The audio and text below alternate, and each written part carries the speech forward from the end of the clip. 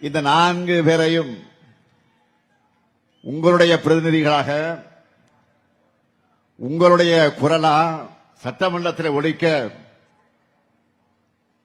உங்களின் பொன்னான வாக்குகளை நீங்க வழங்கணும். நான் உங்க வீட்டு பிள்ளை.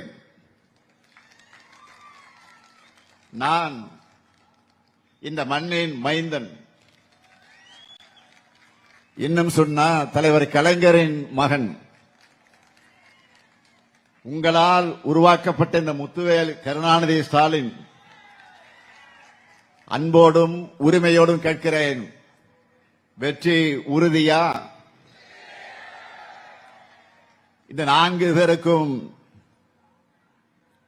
நீங்கள் தரப்போவது